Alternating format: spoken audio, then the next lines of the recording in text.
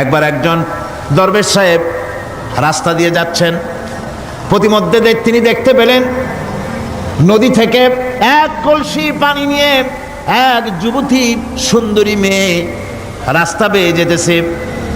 দরবেশ সাহেব দাঁড়ায় গেলেন আর ওই যুবতীর দিকে এক নজরে তাকায় আছেন, চোখে পলক দেয় না। এরপরে যুবতী থমকে দাঁড়ায় গেল।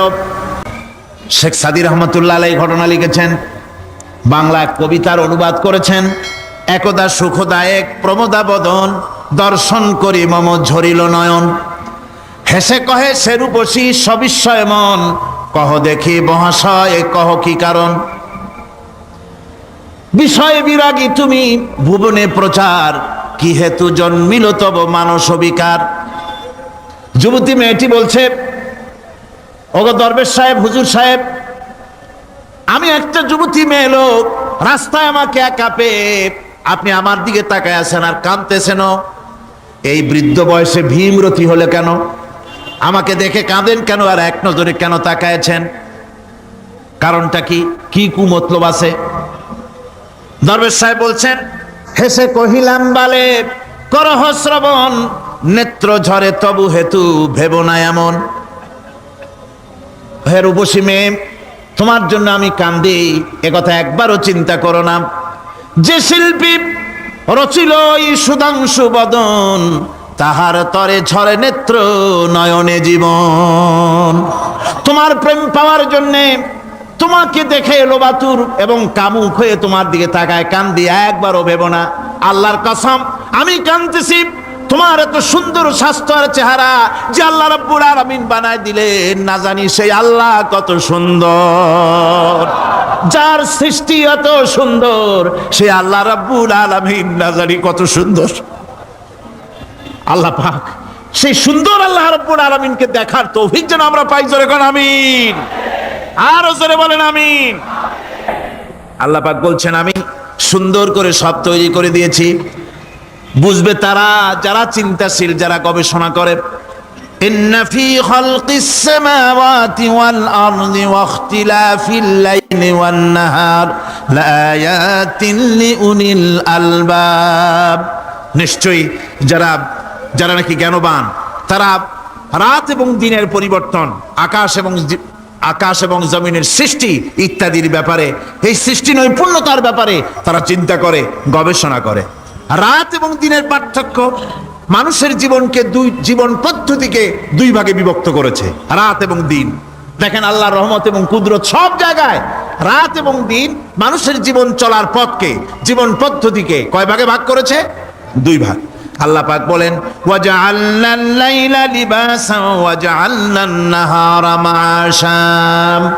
আমি রাতকে করেছি শান্তির বাহন, রাতকে করেছি আচ্ছাদন, শান্তির বাহন, আর দিনকে করেছি রোজগার করার জন্য। দিনের বেলায় রোজগার করবে, কামাই রুজি করবে, কল কারখানায় যাবে, খেতে খামারে যাবে, অফিস আদালতে যাবে, কাজ কাম করবে। এ কাজ করে করে শরীরের ভিতরে ক্লান্তি আসে, অবসাদ এসে যায়। আল্লাহ রাব্বুল আলামিন বলেন, আমি আবার রাত বানালাম। ওই রাতের বেলায় মানুষ যখন ঘুমায় যায়, এই ঘুম তার সমস্ত অবসাদ আর ক্লান্তি দূর করে দিয়ে সকাল বেলায় আবার তাজা মানুষ করে সমস্ত একেবারে পরিপূর্ণ কর্মক্ষম একজন মানুষে তাকে পরিণত করে দেয়। রাতটাকে আচ্ছাদন করে দিয়েছি, দিনের কোলাহল মুক্ত রাত। সূর্যের আলোর ঝলকানি, তীব্র আলো নাই, চিৎকার নাই, আওয়াজ নাই। রাতের একটি অন্ধকার চাদর পরিয়ে দিলাম এই পৃথিবীর উপরে। রাতের একটি অন্ধকার চাদর পৃথিবীর উপরে পরিয়ে দিলাম। কোলাহল মুক্ত পৃথিবী। এখন সূর্যের তীব্র আলো আর নাই। এখন আরামে তুমি ঘুমিয়ে যাও, ঘুমাও, আবার সকালবেলা উঠে তুমি কাজ করবে। আল্লাহ পাক বলেন, আমি এভাবে ومن رحمته جعل لكم الليل والنهار لتسكنوا فيه ولتبتغوا من فضله। আল্লাহর রহমতের ভিতরে এটাও রহমত, আল্লাহর করুণা, আল্লাহর দয়া যে তিনি দিনকে করেছেন রুজি কামার জন্য, রাতকে করেছেন তিনি তোমাদের জন্য ঘুমাবার জন্য, বিশ্রামের জন্য এই ব্যবস্থা আল্লাহ রাব্বুল আলামিন করেছেন। যিনি তোমাদেরকে দুপুর বেলায় বিকেল বেলায়ও তোমাদেরকে অবসাদ গ্রহণের জন্য, আরামের জন্য দুপুর এবং বিকাল সকাল ইত্যাদি তৈরি করেছেন। কোরআন শরীফের ভিতরে আল্লাহ পাক এই সমস্ত কথাগুলি ব্যাখ্যা সহকারে বলে দিচ্ছেন যে আমার রহমত ওয়াসিআত রাহমাতি কুল্লে সেই সমস্ত জিনিসে চতুর্দিকে তুমি যেখানে আছো তার চতুর্দিক আকাশ এবং জমিন আমার রহমত তোমাকে ঘিরে রেখেছে। এ কোরআন নাজিল করেছেন সেই আল্লাহ, সেই রহমান যার দয়া সর্বত্র ছড়িয়ে আছে। আল্লাহ পাক বলছেন এরপরে তোমাকে সৃষ্টি করলাম, জমিন সৃষ্টি করলাম খাবারের জন্য। আমার রহমতের বিষয়টা দেখো, আমি এমন দয়াবান, এমন মেহেরবান। এবার তোমার খাবারের জরুরত হলো তুমি কি খাবে, সেজন্য এই জমিনে ফসলের ব্যবস্থা আমি আল্লাহ করেছি। জোরে বলেন সুবহানাল্লাহ। জমিন শুকায় গেছে, আল্লাহ বলেন জমিন ভিজাবার দায়িত্ব আমি নিলাম। আল্লাহুল্লাযী আরসালার রিয়াহা ফাতুসিরু সাহাবা। সমুদ্রের পানি, লবণাক্ত পানিগুলি বাষ্পীয় আকারে উত্থিত হয়ে যায়, মেঘমালায় পরিণত হয়ে যায়। বাতাসকে বলি এই মেঘকে টেনে নিয়ে যাও অমুক জায়গার উপরে। মেঘ চলে এলো। আল্লাহ বলেন ফাসুকনাহু ইলা বালাদিম মাইয়িতিন ফাআহইয়ানা বিহিল আরদা বাদা মাউতিহা কাযালিকান নুশুর। আল্লাহ পাক বলছেন বৃষ্টির পানি পড়লো, মরা জমিন জিন্দা হয়ে গেল। এই মরা জমিন জিন্দা হলো।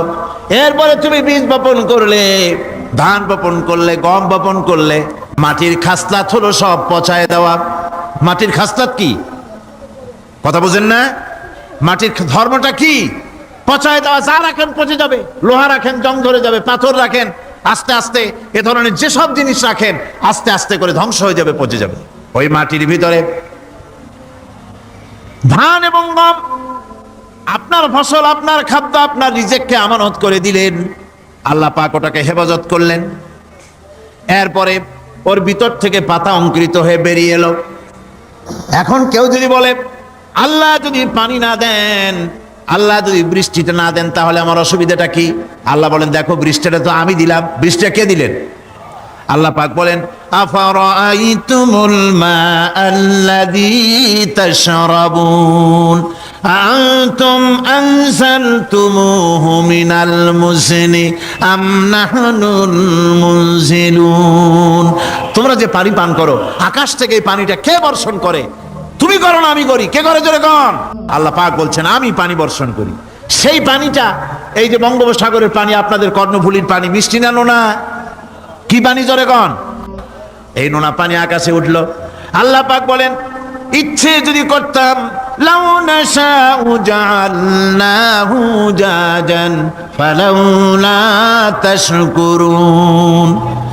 পানি উঠালাম, নোনা পানি, ইচ্ছে করলে লবণাক্ত অবস্থায় অবতীর্ণ করে দিতে পারতাম, জমিনের ফসল সব নষ্ট হয়ে যেত। কিন্তু আমি নোনা পানি উঠায়া ওই পানিগুলিকে মিষ্টি করে আমি নাজিল করে জোরে কান সুবহানাল্লাহ। আল্লাহ পাক বলেন গাছ উদ্গত করে দিলাম, গাছ এবার বড় হলো। এই গাছ আল্লাহ রাব্বুল আলামিন এই গাছ তৈরি করলেন। এই গাছ শুধু আপনার জ্বালানি দেয় না, গাছ শুধু ফল দেয় না, এই গাছ মানুষের জন্য, গাছ হচ্ছে বন্ধু। মানুষের জন্য গাছ কি জোরে কোন? কি বন্ধু। সেই বন্ধুরে জন্মের কাটা কাটবেন নাকি? এই গাছ তৈরি হচ্ছে। গাছ বন্ধু কি করে? গাছ বন্ধু হচ্ছে আমরা যে শ্বাস প্রশ্বাস নেই, মুখের থেকে নাকের থেকে যে শ্বাসটা ফেলি, সেটা হচ্ছে আমরা গ্রহণ করি বাতাস থেকে অক্সিজেন, ছেড়ে দেয় কার্বন ডাই অক্সাইড। এটা হচ্ছে বিষ। এটা কি? আমরা নিলাম পরিশুদ্ধ অক্সিজেন, নিলাম, ছেড়ে দিলাম এটাকে বিষ করে, এই বিষটা ছড়িয়ে গেল। এখন এই বিষ যদি আল্লাহ পরিশুদ্ধ করার কোনো ফ্যাক্টরি না বানাতেন, তাহলে পৃথিবীর সমস্ত প্রাণী মরে যেত। সুবহানাল্লাহ কইতে ইচ্ছে করে না? আল্লাহ পাক কি ব্যবস্থাটা করলেন! কোন দুনিয়ার ফ্যাক্টরি নাই মানুষ যে বিষাক্ত করে দেয় আবহাওয়াকে, সেটাকে রিফাইন করার ব্যবস্থা মানুষের কাছে নাই। আল্লাহ ব্যবস্থা করেছেন কি? আল্লাহ পাক গাছ বানায় দিলেন। গাছের সবুজ শ্যামল রং, ঘাসের সবুজ শ্যামল রং, তার খাদ্য হতেছে আপনি যেটা ছেড়ে দেন, আপনার জন্য যেটা বিষ সেটা হচ্ছে তার জন্য খাদ্য। কার্বন ডাই অক্সাইড গাছ টেনে নেয়, সারা রাত টানতে থাকে অক্সিজেন থেকে, বাতাস থেকে সারা রাত টানতে থাকে কার্বন ডাই অক্সাইড, খাবার হিসাবে সে টেনে নেয়। আর দিনের বেলা যখন রোদ ওঠে, সূর্যের উত্তাপ আর গাছের সবুজ রং দুটোতে মিলে এক প্রকারের রন্ধন ক্রিয়া হয়, রাঁধা হয়। সেই রান্নার মাধ্যমে গাছের ভিতর থেকে গাছ আবার অক্সিজেন মানুষের জন্য, প্রাণীর জন্য ছেড়ে দেয়। সুবহানাল্লাহ। তো গাছ আপনার জন্য বন্ধু, একদিকে গাছ আপনার এই কাজ করলো, ফার্নিচার বানাইলো, ছায়া দিল, ফল দিল। আল্লাহ পাক বলেন, এই গাছগুলি কে তৈরি করলো? মিয়া তুমি করছো? না, আমি করছি। আমি আমার রহমত দিয়ে তোমারে গাছ বানাই দিলাম। এরপরে ফসল দিলাম, ফসল হলো, তোমার তরি তরকারি হলো, সব কিছু তোমার হয়ে গেল। এবার ফসল দেখা মানুষে যখন দেখে জমিনে বড় বড় ধানের গোছা হয়েছে, মোটা মোটা ধানের গোছা হয়েছে, মোছে তখন তেল মাখে আর নতুন নতুন গানের আয়োজন করে। আল্লাহ রাব্বুল আলামিন বলেন, লাউ নাশাউ লাজআলনাহু হুতামান ফাযান্তুম তাফাক্কাহুন। আমি যদি ইচ্ছে করি তোমার জমিনের সমস্ত ফসলটাকে আমি সম্পূর্ণ কুটায় পরিণত করে দিতে পারি, তুষে পরিণত করে দিতে পারি। পারেন না? ধানের ভিতরে আল্লাহ যদি চাউল না দেন তাহলে সব তুষ হয়ে যাবে না? তখন কি করবেন আপনারা? মহান আল্লাহ রাব্বুল আলামিন বলছে, দেখো এইভাবে করে তোমার ফসলের ব্যবস্থা আমি আল্লাহ করেছি। আমি রহমান, আমি আল্লাহ পাক কি এমন রহমান। আজ জমিনের ফসল বৃদ্ধির জন্য ইউরিয়া, সুপার সালফেট, সালফার সারের ব্যবস্থা হয়েছে, নানান জাতের সারের ব্যবস্থা হয়েছে। যখন এই সার মানুষ তৈরি করতে শেখে নাই, আবহমান কাল থেকে এই জমিনের জন্য সারের ব্যবস্থা কে করেছেন? জোরে কোন। আল্লাহ পাক বলেন, আমিন আয়াতিহি আইয়ুরিকুমুল বারকা খাউফাও ওয়া তামাম। আমার অসংখ্য নিদর্শনাবলীর মধ্যে এটাও একটি নিদর্শন যে আকাশে বিদ্যুৎ চমকে মেঘের গর্জন হয়। এই যে বিদ্যুৎ চমকে গর্জন হয়, এর মধ্যে রয়েছে মানুষের জন্য ভীতি এবং আশা। তারা ভয় পায়, আর এর মধ্যে আশাও রয়েছে। আশাটা কি? আশা হচ্ছে এই যে বিদ্যুৎ যে বছর যত বেশি চমকায় মেঘে, সে বছর জমিনে ফসল তত বেশি বাড়ে। কৃষিবিদরা বলেছেন, বিদ্যুৎ যত বেশি চমকায় জমিনের ফসল তত বেশি বাড়ে। সুবহানাল্লাহ ওয়া বিহামদিহি। এর একটা সিস্টেম আছে, সেই সিস্টেম অনুযায়ী আল্লাহ জমিনে ফসল বাড়ায় দিলেন, আল্লাহ ফসল দিলেন। এবার আপনার আল্লাহ পাক বলছেন, দেখো ফসল দিলাম, ধান হলো, চাউল হলো, মাছ হলো, গোশ হলো, সব হয়ে গেছে, এখন তুমি খাবে। রান্না বান্না হয়ে গেল, রহমত আমার দেখো, আমার রহমতটা দেখো। এ কোরআন শিখাইছেন সেই আল্লাহ রাব্বুল আলামিন, যার নাম রহমান। জোরে বলেন, তার নাম কি? রহমান। চাউল হয়ে গেছে, চাউল তো শুধু ভর্তা বানায় খাওয়া যাবে না। ভাত হয়েছে, আটা দিয়া রুটি তৈরি হয়েছে, কি দিয়া খাবেন? আল্লাহ রাব্বুল আলামিন আপনার পুকুরের ভিতরে মাছ দিয়া দিলেন, জন্তু জানোয়ার দিলেন, চার পায়া জানোয়ারের গোশত হালাল করে দিলেন, পাখির মাংস আল্লাহ রাব্বুল আলামিন হালাল করে দিলেন। এত নিয়ামত আল্লাহ রাব্বুল আলামিন বলেন, ওয়া ইন তাউদ্দু নি'মাতাল্লাহি লা তুহসুহা। আমার নিয়ামত গণনা করে করে আমার নিয়ামত গুণে শেষ করতে পারবে না, এত নিয়ামত আমি দান করেছি। এরপরে তরি তরকারি হলো, মাছ গোশ খেতে খেতে অস্থির হয়ে যাবে, তারপরে তরি তরকারি দিলাম, শাক সবজি দিলাম, সব কিছু আমি আল্লাহ রাব্বুল আলামিন দিয়েছি। আমার নাম রহমান, তোমার সমস্ত প্রয়োজন আমি দিয়েছি, মিটাই দিয়েছি। এবার তরি তরকারি হলো, আর মানুষ তরি তরকারি খাইলো, আল্লাহ শুকর আদায় করলো না। শুকর আদায় করে না। এত সুন্দর মজার কদু, সেই কদু খায়, আর কদু খাইয়া মোসে তাও মারে, আর বলে স্বাদের লাউ বানাইলো বৈরাগী। আল্লাহ শুকর আদায় করে, আল্লাহর নিয়ামতের শুকরিয়া আদায় করে না। পৃথিবীর বুকে এমন কোন বিচরণশীল জীব নাই যে জীবের রিস্কের দায়িত্ব আমি আল্লাহ গ্রহণ করি নাই। সমস্ত রিস্কের দায়িত্ব কে নিয়েছেন? চিল্লায় কোন? আল্লাহ সুবহানাহু ওয়া তাআলা। আচ্ছা আপনি কোন তো দেখি, একজন জমিদার, একজন বড় লোক, চৌধুরী, খুব বড় লোক, তার বাড়িতে 20 জন লোক গেছে রাতের বেলায়। 20 জন লোক গিয়ে মেহমান হইল।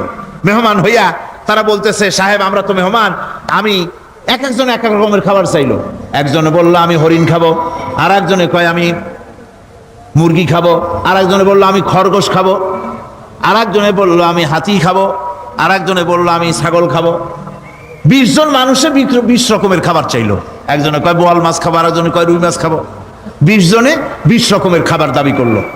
বলেন জমিদার তো বাড়ির ধারে, জমিদারের বাপ, সেও কি পারবে 20 জনকে 20 রকমের খাবার পরিবেশন করতে? কোন প্রস্তুতি ছাড়া পারবে? পারবে। কোন প্রস্তুতি ছাড়া, কোন প্রস্তুতি ছাড়া জমিদার হোক রাজা বাদশাহ হোক 20 জন মানুষের খাবার 20 রকমের দিতে পারে না।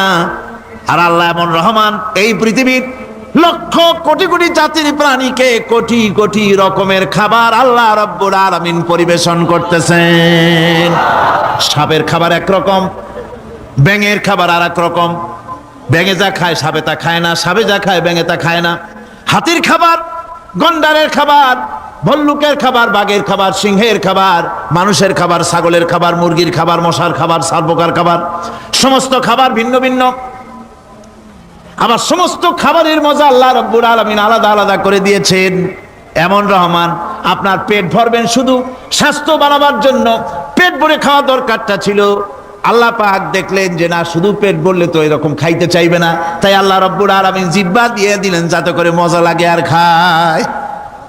সব রকমের মজা, এক এক গোশতে, এক এক মাছে, এক এক তরকারিতে এক এক রকম মজা। না সব রকম মজা, সব একরকম মজা, ভিন্ন ভিন্ন রকমের মজা। আল্লাহ পাক বলেন আমি রহমান, দেখো আমি কিভাবে খাওয়াই।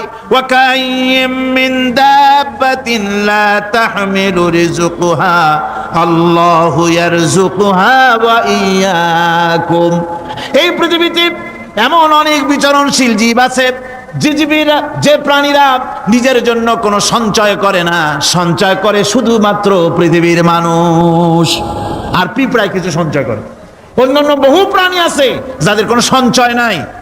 কি বলেন, পাতিশিয়ালের কোনো ব্যাংকে অ্যাকাউন্ট আছে নাকি? না।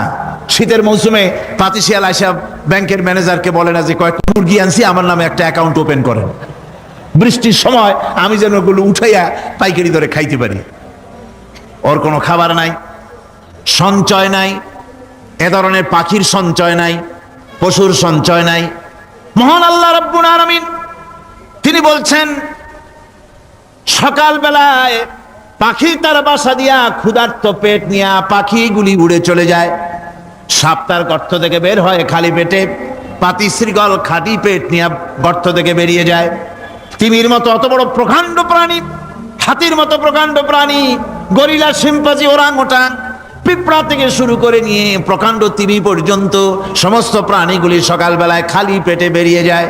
সারাদিন ঘোরাঘুরির পর আল্লাহ সুবহানাহু ওয়া তাআলা বলেন, সন্ধ্যাবেলায় সমস্ত প্রাণীর পেটগুলি ভরে আমি আল্লাহ তাদের বাসায় ফিরাইয়া দেই। আমি রহমান, এভাবে করে আমি আল্লাহ রাব্বুল আলামিন খাবারের বন্দোবস্ত করি, পড়ার বন্দোবস্ত করি, থাকার ব্যবস্থা করি। ইয়া আইয়ুহান নাসু যকুরু নি'মাতাল্লাহি আলাইকুম হাল মিন খালিকিন গায়রুল্লাহ ইয়ারযুকুকুম মিনাস সামাই ওয়াল আরদ। ও পৃথিবীর মানুষেরা, ওই আল্লাহর স্মরণ করো, আল্লাহর নিয়ামতের শুকরিয়া আদায় করো যে আল্লাহ তোমাকে আকাশ থেকে, জমিন থেকে রিজিক দেন। ওই আল্লাহ ছাড়া আছে কি কেউ যে তোমাকে আকাশ থেকে রিজিক দেয়, জমিন থেকে রিজিক দেয়? লা ইলাহা ইল্লা হুয়া ফাআন্না তুফাকুন। ওই আল্লাহ ছাড়া কোনো ইলাহা নাই, কেন তোমরা বিভ্রান্ত হও? সেই আল্লাহর দিকে ফিরে আসো। আল্লাহ রাব্বুল আলামিন বলেন, ফিরআউন মূসা আলাইহিস সালামকে চতুর্দিক থেকে, 3 দিক থেকে ঘেরাও করেছে। একদিকে দরিয়া, 3 দিকে ফিরআউনের সৈন্যরা। কোরআন শরীফে ঘটনা এভাবে তুলতেছে, ফালাম্মা তারা আল জামআন ক্বালা আসহাবু মূসা ইন্না লামুদরাকুন। মূসা আলাইহিস সালামের সাথীরা বলছেন, হে মূসা, আমরা তো পাকড়াও হয়ে গেছি, পালাবার কোনো পথ নাই, মরছি। মূসা আলাইহিস সালাম ভয় পাইছিলেন নাকি? ঈমান কারে বলে? হযরত মূসা আলাইহিস সালাম বললেন, কাল্লা ইন্না মা'য়া রাব্বী সায়াহদিন। নিশ্চয় নয়, অবশ্যই নয়, রব্বী সায়াহদিন, আমার প্রভু অবশ্যই সিন দিয়ে বোঝানো হচ্ছে অবশ্যই আমার রব আমার জন্য রাস্তা করে দেবেন। এর নাম ইমান। সুবহানাল্লাহ বলেন। এর নাম ইমান। চতুর্দিক থেকে বিপদ ঘনীভূত, বেরোবার কোন রাস্তা নাই।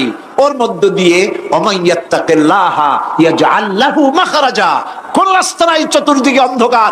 এরপরে যদি বান্দা আমার উপরে ভয় করে, আমাকে ভালোবাসে, আমাকে ভয় করে, সবর ইখতিয়ার করে, অন্ধকারের ভেতর থেকে নিশ্ছিদ্র অন্ধকারের ভেতর দিয়ে আলোর রশ্মি বের করে মুমিনদের যাওয়ার জন্য রাস্তা করে দেব। মুসা আলাইহিস সালাম বললেন, ভয় পাইও না, আল্লাহ আমাদের পথ তৈরি করে দিবেন। আল্লাহ রাব্বুল আলামিন হযরত মুসা আলাইহিস সালামকে বললেন, হাতের লাঠি দিয়া দরিয়ার উপরে আঘাত করো। মুসা আলাইহিস সালাম আঘাত করলেন। রাস্তা দরকার ছিল একটা। মুসা আলাইহিস সালামের এক আঘাতে রব্বুল আলামিন দরিয়ার ভিতরে মুসা আলাইহিস সালাম এবং তার সাথী সঙ্গীদের পারাপারের জন্য 12টা রাস্তা পয়দা করে দিলেন। গল্প না কোরআন। রাস্তা তৈরি হয়ে গেল 12টা, সব পার হয়ে গেল। ফেরাউন তার দলবল নিয়ে আসছে। আল্লাহ রাব্বুল আলামিন বলেন, ওয়ানজাইনা মূসা ওয়া মান মাআহু আজমাইন সুম্মা আগরাকনাল আখারিন। মূসা আলাইহিস সালামকে পার করলাম, পিছনে যারা আসতেছিল, কারা আসতেছিল? ফেরাউন। ফেরাউন আসছে তার দলবল নিয়ে। আসে রাস্তা দেখিয়া মনে করছে ওর বাজানের তৈরি করে রাস্তা, দলবল নিয়ে নামছে। দরিয়ার মাঝখানে এলো, আল্লাহ পাক অর্ডার করলেন কুদ, ব্যাস রাস্তা বন্ধ হয়ে গেল। রাস্তা কি হয়ে গেল? শুরু হয়ে গেল চুবড়ি। পানির ভিতরে চুবড়ি খাচ্ছে, নিচে যায়, উপরে ওঠে। পানি খাইতে খাইতে পেট পটকা মাছের মতো এরকম মোটা হয়ে গেছে। ডুবে ডুবে সব মরছে। এখন ফেরাউন একা, কেউ নাই। ফেরাউন একা। ফেরাউন পানির ভিতরে চুবড়ি খেতে খেতে তুমানের ভিতর থেকে নাক একটু জাগায় আর বলে, আমানতু আন্নাহু লা ইলাহা ইল্লাল্লাযী আমানাত বিহি বানু ইসরাঈল। ও আল্লাহ, তুমি ছাড়া কোনো ইলাহ নাই, আমি ঈমান আনলাম ওই আল্লাহর উপরে। বনি ইসরাঈল ঈমান আনছে যার উপরে। কাজী বনি ইসরাঈলদের পার করে দিয়েছো, আমারও পার করো। আল্লাহ তুমি রক্ষা করো, আমি তো মুসলমান। ওয়ানা মিনাল মুসলিমিন, আমি তো মুসলমান, কলেমা পড়লাম, তারপরে চুবাও কেন? আল্লাহ রাব্বুল আলামিন বলেন, আল আন, এখন ওয়াকাদ আসাইতা ক্বাবলু ওয়া কুনতা মিনাল মুফসিদিন। এখন ঈমান আনতেছ, আর এর পূর্বে আমার দিন যারা জমিনে প্রতিষ্ঠিত করতে চেয়েছে তাদেরকে জেল দিয়েছো, জুলুম করেছো, অত্যাচার করেছো। আজ তোমাকে ছাড়বো না, তোমাকে শুধু মারবই না। আলিয়াউমা নুনাজ্জিকা বিবাদানিক, আলিয়াউমা নুনাজ্জিকা বিবাদানিক, আমি তোরে শুধু মারবই না। কে বলতেছেন? জোরে বলেন, কে বলতেছেন? আমি তোরে শুধু মারবই না, আলিয়াউমা নুনাজ্জিকা বিবাদানিক, আমি তোর শরীরটারে বাঁচাই দেব। তোর শরীর পানিতে পচবে না, পোকায় খাবে না, মাটিতে পচাবে না, তোরে আমি শুটকি বানায় রাখবো। কিয়ামত পর্যন্ত দুনিয়ায় যত ফেরাউন আর ফেরাউনের বাচ্চারা আসে, তোরে দেখে যেন তারা ইতিহাস স্মরণ করে। আল্লাহ রাব্বুল আলামিন কোরআনে কারীমের মধ্যে পরিষ্কার করে মানুষদেরকে বুঝায় দিয়েছেন, আল্লাহর উপর ঈমান আনলে পরে তার হিম্মত বেড়ে যায়, মনের বল বেড়ে যায়। সুবহানাল্লাহ। হযরত রাসূল করিম সাল্লাল্লাহু আলাইহি ওয়াসাল্লাম কাফের বেঈমানেরা চতুর্দিক থেকে বাড়ি ঘেরাও করে রেখেছে, পালাবার কোনো পথ নাই। ঘুমেছিলেন তিনি, জিবরাইল এসে বলেন, ইয়া রাসূলুল্লাহ, ঘুমের থেকে জাগুন, আল্লাহ আপনাকে সালাম বলেছেন আর আপনাকে হিজরত করার জন্য মদিনায় আল্লাহর অর্ডার করেছেন। বাড়ির চতুর্দিকে কাফেররা তরবারি নিয়ে দাঁড়ানো। নবীজি ঘুমের থেকে জেগে হযরত আলীকে ডেকে বলেন, আলী রে, আমার বিছানায় আমার চাদর মুড়ি দিয়া ঘুমায় থাকো, আল্লাহ আমাকে অর্ডার করেছেন, আমি মদিনায় চললাম। হযরত আলী হুজুরের দিকে তাকায় বলেন, ইয়া রাসূলুল্লাহ, আপনার বিছানায় আপনার চাদর মুড়ি দিয়ে আমি ঘুমায় থাকবো, সকালবেলায় কাফের বেঈমানেরা এই ঘরের মধ্যে প্রবেশ করে আপনার কম্বলের নিচে আমারে দেখে তারা মোহাম্মদ মনে করে আমারই তারা কেটে কেটে টুকরা টুকরা করে দেবে। আমার কোনো আপত্তি নাই, কোনো ভয় নাই, কোনো চিন্তা নাই, কোনো দুঃখ নাই, বরং আমার মনের মধ্যে এটাই তৃপ্তি হবে যে আমি আলীর জীবনের বিনিময় আল্লাহর নবী দুনিয়ায় বেঁচে থাকছেন। নবীজি ঘরের থেকে বেরোলেন, চতুর্দিকে দেখেন কাফের বেঈমানেরা দাঁড়ানো, শত শত কাফের, হাতে তরবারি। হুজুর সাল্লাল্লাহু আলাইহি ওয়াসাল্লাম এক মুষ্টি বালু হাতে নিলেন, এক মুঠো বালু হাতে নিয়ে ফু দিয়া বালুগুলো ছেড়ে দিলেন। ঘরের চতুর্দিকে যত কাফের ছিল সবগুলির চোখের মধ্যে বালি ঢুকে গেছে। চোখের মধ্যে যদি বালি ঢোকে তাহলে কি মজা লাগে না? দুই হাত দিয়া সমানে ঘষা শুরু করছে কাফেরেরা, দুই চোখ আঙ্গুল দিয়া ঘষাঘষি করছে। এই ফাঁক দিয়া নবীজি বেরিয়ে গেলেন, একটা কাফেরও দেখে নাই নবী কোথায় গেলে। আল্লাহ পাক পরবর্তী সময় নবীজিকে শোনায় দিলেন, ওয়ামা রামাইতা ইয রামাইতা ওয়ালাকিন্নাল্লাহ রামা। নবী আপনি নিক্ষেপ করেন নাই যখন আপনি নিক্ষেপ করছিলেন, আপনি তো শুধু ধুলাগুলো ধরে এমনি ছাড়ছেন। ঘরের চতুর্দিকে সমস্ত কাফেরদের চোখে বালি পৌঁছে দেওয়ার দায়িত্ব আমার কুদরত গ্রহণ করেছিল। নবীজি হযরত আবু বকরের বাড়িতে এলেন, দরজায় দাঁড়িয়ে নক করেছেন, ভেতর থেকে আওয়াজ এলো। হুজুর বললেন, ইয়া আবু বকর। হযরত আবু বকর পিছন থেকে দরজার মধ্য থেকে ঘরের মধ্য থেকে জবাব দিলেন, লাব্বাইকা ওয়া সাদাইকা ইয়া রাসূলুল্লাহ। হুজুর প্রশ্ন করলেন, আবু বকর গভীর রাত্রে জিবরাইল আমারে ঘুম থেকে জাগাইলো, তোমারে জাগাইলো কে? এক ডাকে উঠলা কেমনে? হযরত আবু বকর বলেন, ইয়া রাসূলুল্লাহ, আপনি আমারে নিয়ে হিজরত করবেন বলেছিলেন, আমি চিন্তা করেছি না জানি কত রাত্রে নবীজি আসেন, আর আমার দরজায় দাঁড়ায়া নবীজি আমারে ডাকবেন, আমি থাকবো শুয়া, বেয়াদবি হয়ে যাবে। এই জন্য বিছানায় না ঘুমায়া আপনার পবিত্র জবানের ডাক শোনার জন্য এত রাত ধরে এই দরজার সঙ্গে দাঁড়ায়া দাঁড়ায়া ঘুমাইতেছিলাম। নবীজি হযরত আবু বকর রাদিয়াল্লাহু তাআলা আনহুকে সঙ্গে করে নিয়া মদিনার পথ পরিহার করে মেসফালার মধ্য দিয়া যারা হজে গেছেন দেখে আসছেন, মেসফালা জাবালে কেদোয়া, মেসফালার উপর দিয়া জাবালে কেদোয়ার উপর দিয়া আরো একটা পাহাড় পাড়ি দিয়া জাবালে সুরে চলে গেলেন। সন্ধ্যা হয়ে গেল, ফজর হয়ে কি বলে ফজর রক্ত হয়ে গেল। হযরত আবু বকর বলেন, ইয়া রাসূলুল্লাহ, পালাবার উপায় নাই, ধরা পড়ে যাব, তাড়াতাড়ি চলেন গুহার মধ্যে ঢুকি। তবে পাহাড়ে গুহা, সাপ থাকতে পারে, বিচ্ছু থাকতে পারে, আমি আগে ঢুকি, কোনো বিপদ হয় আমার উপরে হয়ে যাক, আল্লাহর নবী সুস্থ থাকুক। হযরত আবু বকর কি মহব্বত, নিজের জীবনের চাইতে রাসূলের মহব্বত বেশি, সুবহানাল্লাহ। এই জন্য নবীজি বলেছেন, ও আমার সাহাবীরা, तमाम পৃথিবীর সমস্ত মুমিনের ঈমান যদি এক পাল্লায় রাখা হয়, আর একা আবু বকর ঈমানটা যদি আরেক পাল্লায় রাখা হয়, তোমরা দেখতে পাবে तमाम পৃথিবীর মুমিনের ঈমানের তুলনায় এক আবু বকরের ঈমানের পাল্লাটা ভারী হয়ে গেছে। হযরত আবু বকর গুহা সাফ করে হুজুরকে ডাকলেন, হুজুর ভিতরে ঢুকলেন, বলেন, আবু বকর, সারা রাতের একটা বিরাট অংশ হাঁটছি, পাহাড় বেয়েছি, কষ্ট হয়েছে, তুমি একটু বসো, তোমার উরুর উপরে মাথা রেখে আমি একটু ঘুমায় যাই। হুজুর ঘুমায় গেলেন। হযরত আবু বকর লক্ষ্য করলেন গুহার গায়ে অনেকগুলি ছিদ্র, এই ছিদ্র দিয়া বড় বড় সাপ বেরোতে পারে, বিচ্ছু বেরোতে পারে, পাহাড়ে কি বেরোয় ভয় পেলেন তিনি। তিনি জামা ছিঁড়ে ছিঁড়ে, চাদর ছিঁড়ে ছিঁড়ে গর্তগুলি বন্ধ করতে লাগলেন। একটা কয়েকটা গর্ত বন্ধ করা গেল না, কাপড় শেষ। এবার তিনি নিজের পা দিয়া গর্ত বন্ধ করে বসে আছেন। বিষধর এক সাপ বহু চেষ্টা করেছে বেরোবার, কোন পথ না পেয়ে ছিদ্র পথে বেরিয়ে এসে হযরত আবু বকরের পায়ের উপরে দংশন করেছে। হযরত আবু বকর বিষের যন্ত্রণায় চোখ দিয়ে পানি পড়ছে, চোখের পানি দেখে রাসূলুল্লাহ ঘুম ভেঙে গেল। ঘুম ভেঙে হুজুর দেখেন হযরত আবু বকরের চোখে পানি। হযরত রাসূল জিজ্ঞেস করেন, আবু বকর কাঁদো কেন? বাড়ির কথা মনে পড়লো নাকি? বউ বাচ্চার কথা মনে পড়লো নাকি? কাঁদো কেন? হযরত আবু বকর বলেন, ইয়া রাসূলুল্লাহ, যেই দিন কালেমা পড়ে ঈমান এনেছি সেদিন থেকে আমার জীবন, আমার স্ত্রী পুত্র পরিজনের চাইতে, আমার জীবনের চাইতে আপনাকে বেশি ভালোবাসি। হুজুর বলেন, কাঁদো কেন? হযরত আবু বকর সাপের দংশনের কথা বললেন, যন্ত্রণায় কাঁদতেছি। হুজুর মুখ থেকে একটুখানি থুতু মোবারক বার করে দংশিত জায়গায় লাগাই দিলেন, যন্ত্রণা বন্ধ হয়ে গেল। হযরত রাসূল বলেন, আবু বকর, যখনই দংশন করেছিল আমার উঠাও নাই কেন? তোমারটা তো কষ্ট করা লাগতো না। হযরত আবু বকর বলেন, ইয়া রাসূলুল্লাহ, সাপের বিষের দংশনের যন্ত্রণায় কষ্ট করেছি, আমার কলিজাটা যদি জ্বলে পুড়ে জর্জরিত হয়ে যেত, রাসূলুল্লাহ আরাম ফরমাচ্ছিলেন, আমি সেই আরামে বিঘ্ন ঘটাতে পারতাম না। ইত্তাবসারে কাফির বেঈমানেরা খুঁজতে খুঁজতে, বুখারী শরীফের হাদিসে এসেছে, ওই গুহার কাছে এসে গেছে। এখন কেউ বলে আছে, একজন বলে এরই মধ্যে আছে, আর একজন বলে নাই।